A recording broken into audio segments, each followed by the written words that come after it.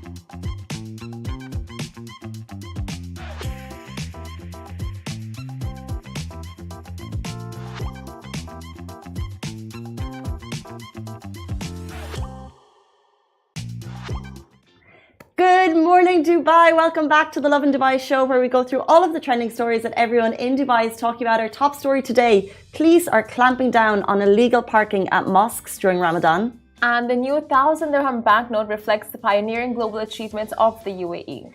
Another viral challenge for you today. This content creator, they put the white socks on the ground of Dubai to the test, and we're going to talk about the results. And the rising star Leah Depala releases her new track, Stages, and she is a sensation, 17 years old. So cool. So we're going to have her on the show later after all the news stories. But of course, police are clamping down on violators. And Casey here is clamping down on mosquitoes. Smart. This is it before the show. There's one, guys, I'm wearing a full turtleneck, but there is one mosquito in our studio. This is no joke. One. And do they always fly so slowly? Because he's just been like dancing around my ear. It could be a she, he or she, they, I don't know. The biting mosquitoes are females. And as soon as you're aware that it's there, you become itchy, and I already have scratches from the weekend. Do you have any? Oh yeah, so many. And it is mosquito season, not just in our office or in our area, around Dubai. I think worldwide. As summer approaches, as we see the sun coming up earlier in the mornings, mosquitoes are out as well. Yeah, so longer days, a tastier season for the mosquitoes, if you will. And Simran, who is animal lover, almost vegan. These are pests. These are not animals. She allows the killing of the mosquitoes. Yeah, so you're not really killing them. You're speeding up the reincarnation. What do you mean they're babies? Their lifespan is anyway like 2 days, a week or so. It's not like but in there it's like that for them that's a millennia. You're basically speeding up the reincarnation process, and these are pests. I'm scratching a scratch as we speak, because the minute you start talking about mosquitoes, I just get itchy. Well, no, yeah. They literally. I have a scratch from the weekend that I'm scratching on my knee right now. They're everywhere. They're everywhere. They are everywhere. And yesterday I was wearing like pants and I still got a mosquito bite inside. I'm just like, how do they, just like weasel their way inside like tight cloth? I got one here at the weekend, so I'm just like this the whole time. Were you wearing like clothes that cover it? I think so, yeah. I was in Fijera. I was very respectful. That's so weird. How do they get inside? I don't know. I don't know. They have some, tricks up their sleeves. Anyway, the guy this morning, I feel like I nearly got her, and then she went towards the lights. So no, she went towards the lights. Either way, she went towards the lights. Either way, if anyone has any tips, Simran, I believe you have some for us. No, I don't. Nothing? Yeah, I guess like there are certain colors. There are certain colors you shouldn't wear to attract mosquitoes. Really? Yeah. They get attracted to certain colors. Google it. You guys Google it, but it's a thing. Like they do get attracted to certain colors. But I'll tell you, if you feel like in the long run, journalism is not your thing. Yeah. Just become a professional mosquito killer. You're so good at it. But I didn't get her. You almost did. You were so close. She was literally like moving at this pace. But it is the most disgusting thing to kill it with your hands. Like I never get them. Oh, so yeah. I feel like you don't want to get them. Do you think you have the fear of getting their dead bodies on your hands, on your palms? I think I would like the satisfaction. The satisfaction of it's not The satisfaction of actually getting the thing that because it's moving and its whole being is trying to get away from you, and then you're trying to get it. So you just want to get it. Now I'm not really thinking about what's left over the residue. Let's not call it bloodshed here in our ears. It's residue. Yeah, but Body she's like having residue. other people's blood on your palm. Oh my gosh, you're gonna have blood on your hands. You told me to get it. You were like, get it, Casey, No, get you it. like the phrase, like she has blood on her hands. Now we know why. We know where it came from. Mosquito season in Dubai. Guys, we're going to jump into our top story this morning. It's 8:36. The clock in our studio is wrong. And also a massive shout out to Westford University. We have some students in here watching the show this morning, and they've come in bright and early. So I don't know if I was in university if I'd be in that early. Oh yeah, you would. Oh no, university, you wouldn't be in that early. So shout out to you guys. We appreciate you. Top story this morning. Police clamp down on illegal parking at mosques during Ramadan. So Major General Saif Muhair Al Marzouid, who is Director of the General Department of Traffic at Dubai Police, has called on vehicle users to adhere to traffic laws and regulations and avoid what's happening, which is random parking in front of mosques during prayers, especially in these last 10 days of Ramadan. He said the unfortunate phenomena of road closures in front of mosques due to worshippers' vehicles, this is highly impacting other road users, especially if the mosques are located in residential areas or close to main roads.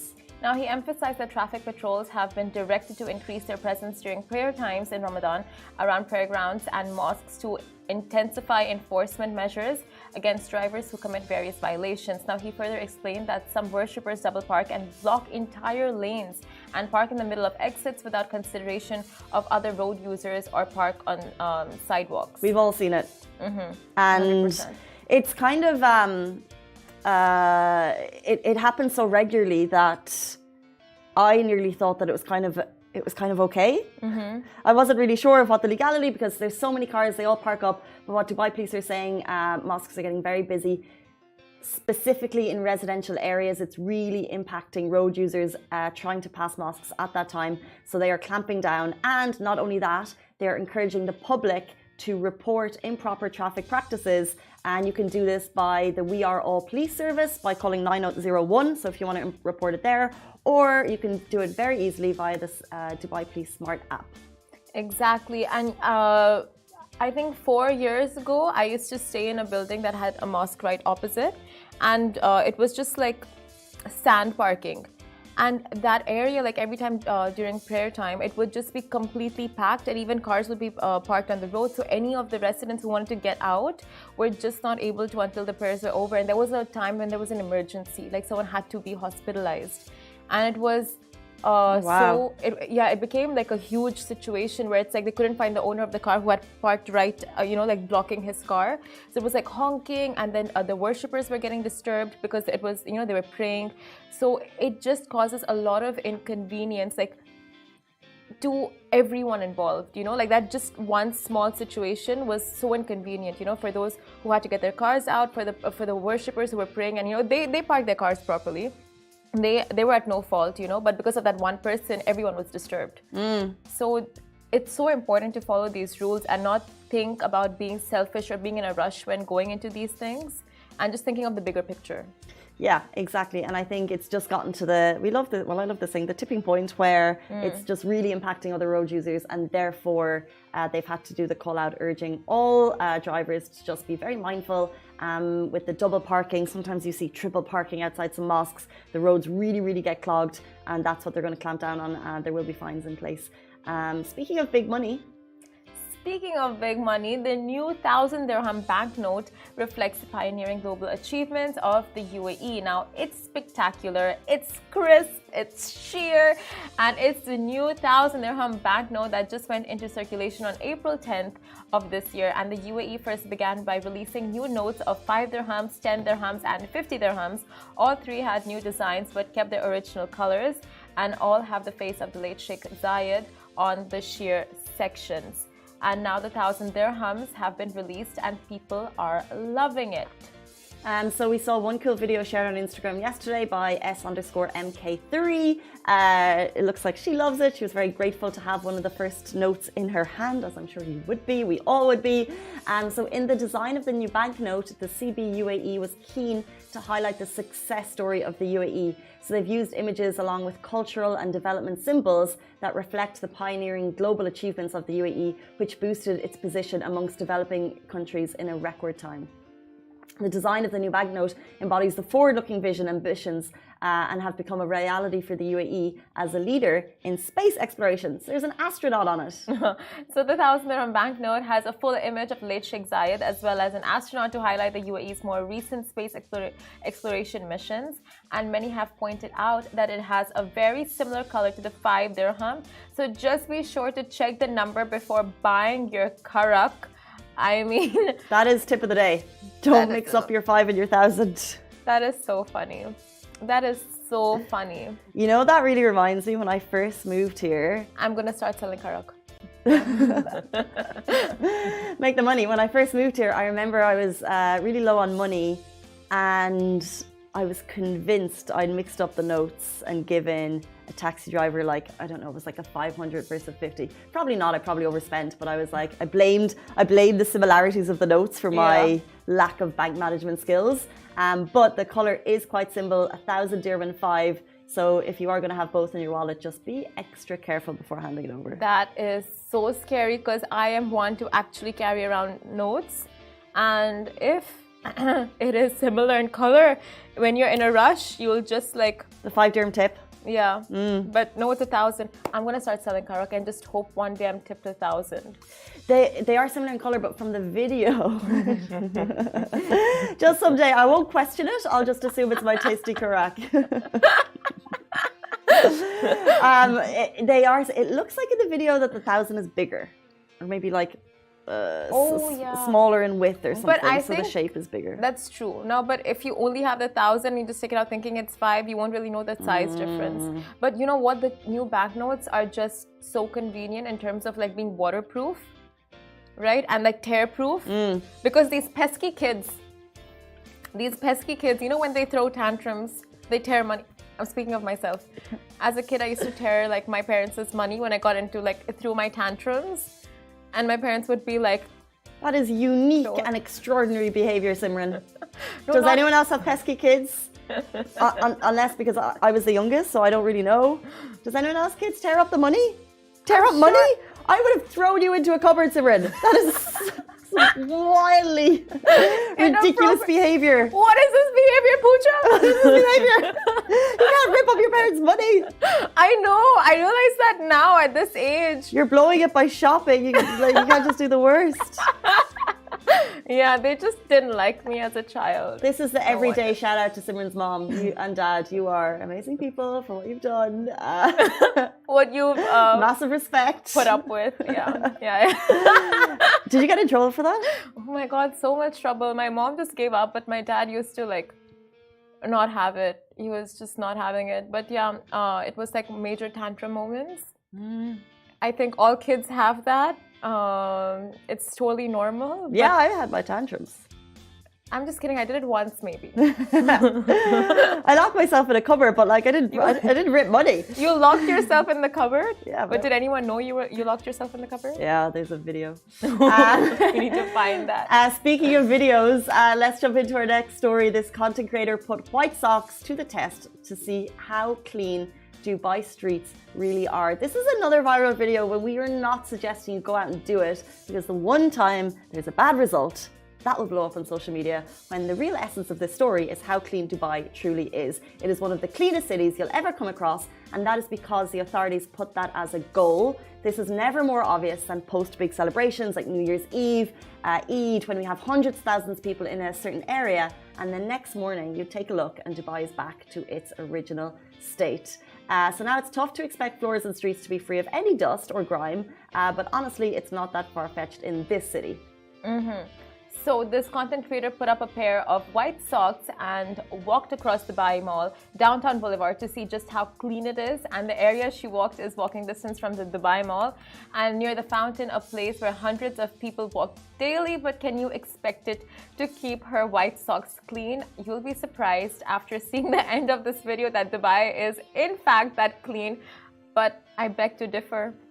Same. I so beg to differ. You know, I feel like no. This is the thing. We love Dubai. We know it's so clean, and we see when you go to places, there literally are people sweeping the streets, like, you know, who really keep the city turning. They're doing the flower beds. It's amazing. But how?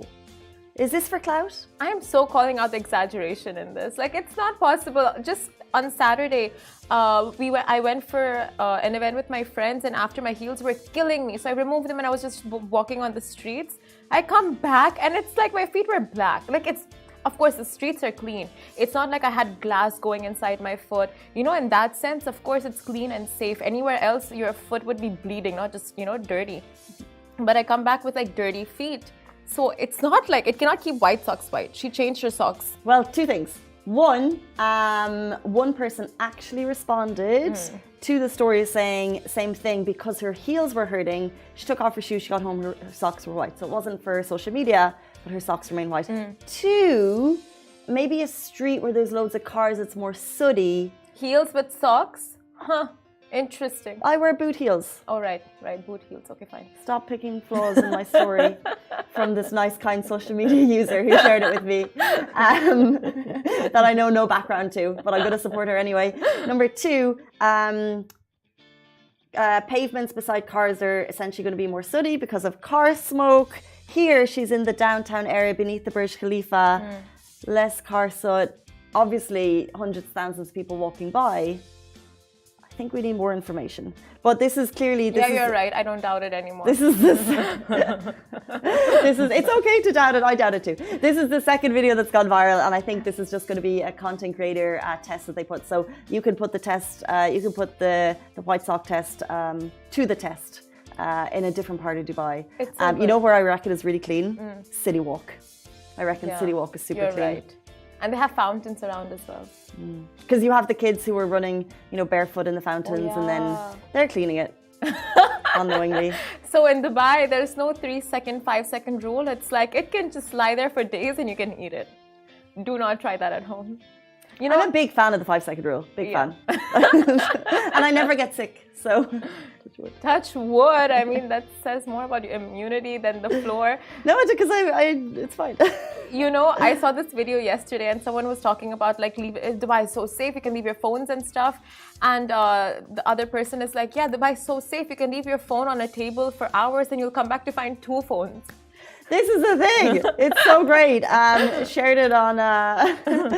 That's those 2 great comedians in Dubai we shared yesterday.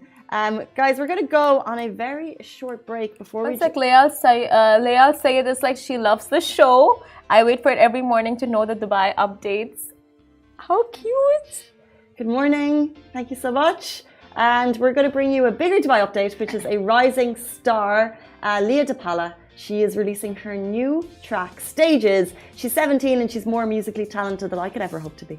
You are, Casey. What are you saying? Stop it. And she's going to be with you too. She's going to be with us right after this short break.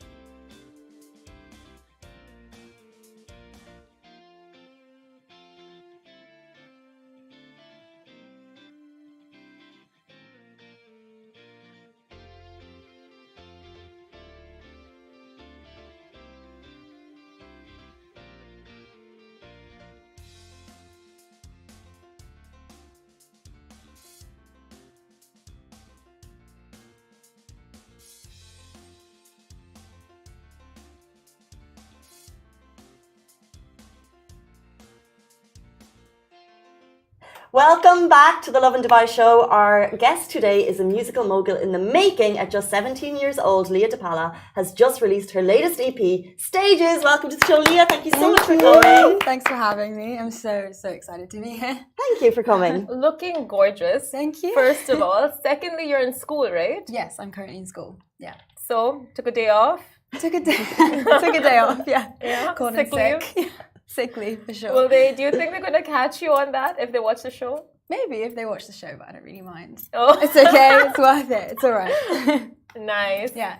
So, tell me, when did you get into music? Tell us all a little bit more about yourself. Right. So, I got into music, I think at like 12 maybe. So that's when I decided, like I first went to my parents and I was just like, yeah, well, this is what I want to do, you know? Wow.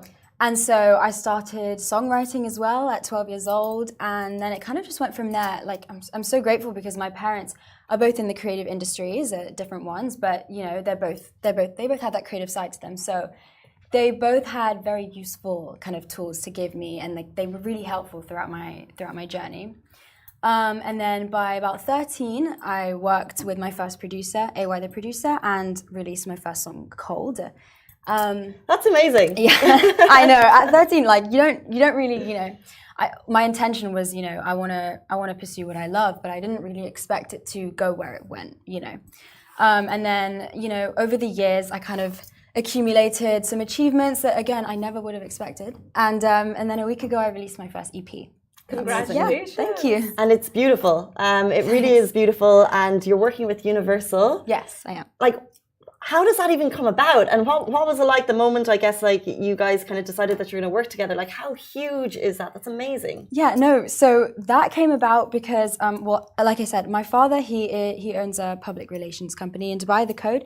And I have to thank him. I really have to thank him because he has been so helpful and supportive in, you know, he basically just supports my dreams. Whatever I want to do, he kind of. Shout out, Dad. Shout out, Dad. He just wants to see me succeed. He wants to see me happy, and I'm forever grateful for that. My mum as well.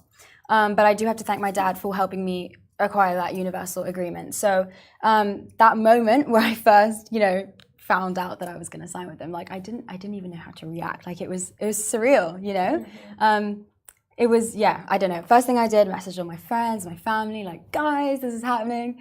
And it took a while to actually, you know, follow through with the process. But once it did, it was spectacular, amazing. Yeah. So cool. So how was it for you? Like you started off so young, and then you had all these stage performances. You were performing in front of such big crowds, and collaborating with big artists, and going to all these gigs. No stage fright? Do you have nerves, or do you feel like this was just your calling? Okay, so I definitely think that I'm a bit of a nervy person. So I kind of compare it to going on a scary roller coaster for the first time. And that's because I feel like the anticipation and the build-up is a lot worse than actually being on stage. And of course that depends person to person, but for me, at least, the anticipation was a lot worse. I was freaking out for like days before, you know, like days before going on stage. And I was like, oh, I don't know if I can do it. You know, like reconsidering my whole decision to even, you know, participate. But then the moment I got on stage, everything went away. Do you have any prep to like calm your nerves? No, I mean, I'm still, you know, working on it. I obviously speak to my parents. That helps me a lot. They really help calm me down. But like I said, I'm a very nervy person. Like you know, even just being here, I'm so happy and excited to be here. So yeah, no. But speaking to my parents helps me a lot, for sure. Yeah. Can you describe your musical style to people? Do you think it's still evolving, or could you describe it? I feel like she's a Taylor Swift, like writes from her own experiences. Okay. Are you that? So the writing, I feel like a combination, right? So it's definitely influenced by my personal experiences, but not entirely, because I do feel like that's a very vulnerable part of, you know, anyone's life to be sharing with the whole world. So I do have a combination of my personal experiences as well as experiences of the people around me, stuff I see in TV shows and movies, just to, you know, create some diversity. And I want, you know, my lyrics to be able to resonate with like a wide range of people and not just a specific, you know, niche group of people. Mm-hmm. So I try to cover as many kind of things as I can, just so as many people as possible can listen and really feel the music. Oh, that's good. So you don't like seek after heartbreaks and tough situations in life to inspire your music. You just get inspired by your environment. Exactly. Yeah. Nice. So it's a mix. Yeah. Less toxic. This is Simran's way to find out, like, what's the tea? No. So, how did you first feel when you signed with Universal? Oh my God, that was unreal. Like I didn't like expect it, obviously, you know, because like I said, I went into music with just wanting to pursue my passion and not really expecting it to take off like it did. So the moment it happened, I was like taken aback, like I couldn't process what happened. So I was, you know, the excitement came a little bit after because I didn't really, you know, I hadn't really processed what happened. But yeah. You said that your parents are really supportive of your journey, which is Yeah. so cool. Obviously, you're still studying, Yes. but you're pursuing a career in music. How do you balance both? Like, and where does your heart? Like, are you thinking I need to get to uni because that's maybe that will stand to me, or are you like going full flung straight into music as soon as you get out of school? Right. So no, I'm definitely going to university, but I do plan to continue music on the side because it's my passion. You know, it's not something I want to let go of just because I'm, you know, studying a bachelor's degree. Like I definitely want to keep that with me. But balancing school and music is very challenging. So the way I deal with it is I kind of don't like to force either, especially with music. The one thing I refrain from doing is forcing it because I don't want that passion to, you know, that fire to kind of die for it, like by forcing myself to kind of go for it. So that's why I kind of just my music I practice when it comes to me, when I feel called to do it. Yeah. Amazing.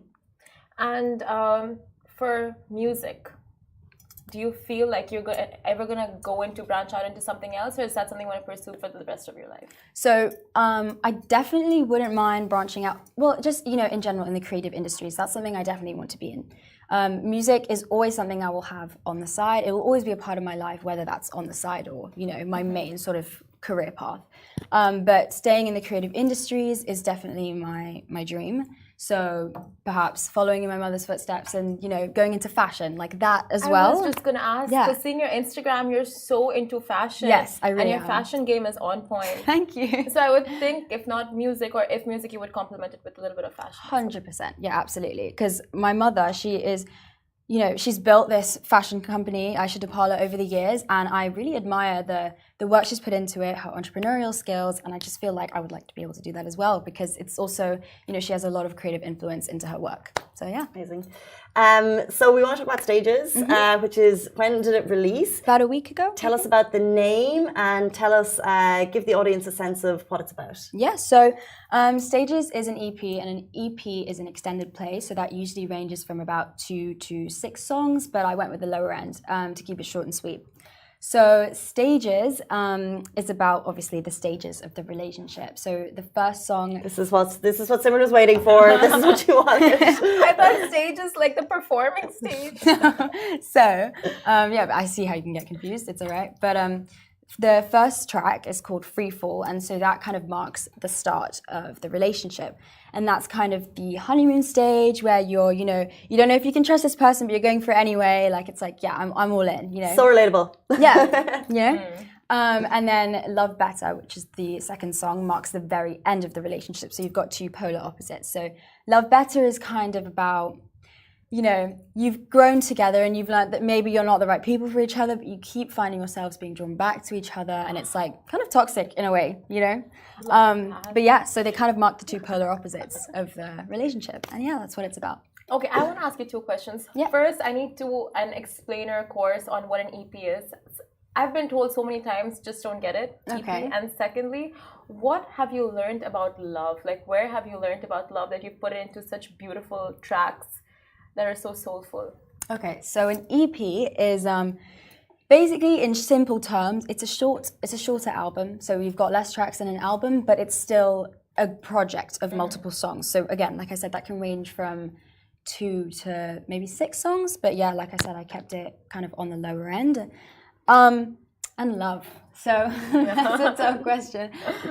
There's definitely been, you know, some personal experiences. I won't lie, there has. But do your parents know? Yes, they do. They do. They're very supportive of me. It's like my friend went through this. No. They, of course, they know. Yeah, and then a lot, like, I don't know, I've just been around a lot of situations from family and just stuff online, on TV shows, movies. I've just seen a lot of stuff. And I just know what goes on, and I like to capture like the reality, you know, of the essence of relationships and not just, you know, romanticize it. So what have you learned about love? Is it there? Will we all find it? I don't know. I feel like with love, it should be about two independent people that complement each other. So you shouldn't be too, kind of dependent and reliant on each other, but, two independent people, and I feel like that's what's healthy. But you still complement each other's personalities and you still want to see each other succeed. And I feel like that's what, it's about. 17 and so wise. Taking notes. Taking those notes. Thank you. I want to ask, you're coming into the music industry at a really interesting time where 6-second songs are going viral. It's because of Instagram Reels that a song is becoming famous. How important is social media to you as you're trying to build your profile? Oh my God, social media is so important, right? Because that is where most people are going to discover you. Because with that, you can, if you have like a large platform, you can get so much exposure, so much more than in any other way. I feel like there's been a rise in social media in recent years. You can reach people like across the world in a matter of seconds, and I just feel like it's so important to keep that consistency on social media because that can really broaden your audience, your target audience. Yeah. So are you doing Facebook, Instagram, TikTok, Twitter, Instagram, all of the above, or just one? So it's Instagram, TikTok, Snapchat at the moment. We're still going, building up there. Facebook it doesn't even enter the hemisphere. I mean, I have an account, but I don't really use it. Okay, good to know. Yeah. Also, how important is representation to you? You're half British, half Indian, Yes. and do you feel like you have to face a lot of obstacles because of where you're from? Right, so I feel like that also depends on where you live. Because I live in Dubai, I feel like Dubai is very accepting of, a wide range of multiculturalism, essentially. And so I feel like I'm very, very grateful to be living in a city like this because it's given me so many opportunities to do what I want to do. But I do feel like in the grander scheme of things, there are some kind of things that I would assume would like hinder my ability to succeed in this industry. Like being half Indian, and you do, especially at this age, face a lot of people telling you, like, oh, you're too young. Really either that, it's not really for you, it's not realistic, but you just have to focus on yourself, focus on the finish line, and that's it, and nobody else. Taking notes. You know what? Before you came on the show, we said you are 100% more musically talented than we can ever wish to be. So if people want to take a listen to your new EP, how can they do that? So you can take a listen to my new EP on all streaming platforms, including Spotify, Apple Music, YouTube, Angrami. So go listen. And where can they follow you on Instagram? You can follow my Instagram at Leah Depala. Speaking of Leah Depala, we're going to play a quick game called Slay or Nay with our favourite buzzer. We're going to ask you some pop culture questions and we want to see your thoughts on the following. Okay, let's go. This is the best one. Crocs with socks. Nay. Why What's the nay? buzzer? Nay. No, slay. I thought that was up and coming. Yeah. No. It's so coming back. What about just Crocs? No, not for me. Crocs are not it, guys. If you want to wear them, though, go ahead. Crocs It's are not for me. it. But you're fashionable, so we're taking notes. Hailey Bieber. You know what, slay? Slay. I say slay. Do I buzz it No. if I say slay? No. Okay. Slay. Yeah. Really what are you saying? You're answering everything wrong. Hailey Bieber's very cool. I think she's sick. And her What's fashion's Selena amazing. Gomez? Isn't it Team Selena Gomez or Team Oh, Hailey I was Bieber? thinking more about like her style and like her. Okay, well then nay. We're not Team Haley. No, we're team, everyone. Okay, the themed parties. Oh my god, slay. I love theme parties. Yeah. It's the best. A lot of people don't like them, but I really like them. Oh. Yeah. Kim Kardashian in American Horror Story. Oh. No. I feel like she doesn't need to be there. Why? I don't know, I just feel like it's not necessary. Like it's Why? already a good show, Okay. Yeah. But it's not gonna make it better? I feel like you don't agree with me. No, I don't know. I'm just asking for you. I don't watch that show. Friends remake. Ooh, oh my god, nay. Oh, controversial. No, it just didn't do it. It just didn't do it. Friends. I thought we were talking about another one. Yeah. It didn't do justice to the actual show. It wasn't good. No, the remake. They didn't have a remake yet. They did the 10-year The reunion. Remake. Oh, another one. Like a remake of the first show, not the reunion. Oh, if they were to remake it. Oh, slay. Slay. I love Friends. Yeah. I would think, don't touch it. Don't mess with it. Don't do a remake. Oh, like that. Okay. Yeah. And now I get what you mean. Okay. Cohorts. Cohorts. No. What? But like they're matching sets and you can just wear them. I don't know. It's not my thing. Like, I don't know. I like to kind of mix it up. Oh. It's just personal preference. Maybe they fitted so long they're out now. I need to change my whole wardrobe. Yeah, you do. Oh. You could just mix and match. You don't need to buy new stuff. I don't like that. It's just like so simple and like. Well, do what you like to wear, honestly. It's about personal preference. You're the fashionista here. Anyway, Leonardo DiCaprio. Oh. Okay, I'm going to say nay. In light of recent events. In light of recent events, yes. Not going to go any further, but yeah. Very dignified response. And finally, slay or nay on prom. Prom. Oh my God, slay. I love prom. So I had my junior prom. I loved it. And I've got my senior prom this year and I'm really excited. You get to, get ready with your friends, do the dresses. Like, yeah, why not? And the corsage. Yeah, exactly. And the days. Yeah. Can you explain? Because I was watching an old show and they do, in America, they do these like massive prom proposals, like date things. Yes. Do they do that here? Well, I think it depends on the school. My school does have them, promposals. So you would have like I'll take a few examples. So this one guy in my school, he set up like a treasure hunt for this girl around school. I think they're really cute, honestly. They're corny, but they're so cute. Like it's like, the idea is really nice.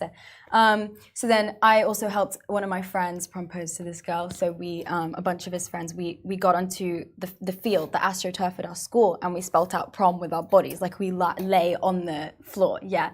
And then he took her to the fire escape and showed her the prom from there with the question mark, yeah. So it's definitely a thing here. I don't know about other schools, but in my school it's a big thing. Imagine the proposals after you just need to go to another level. Has anyone ever said no to a promposal?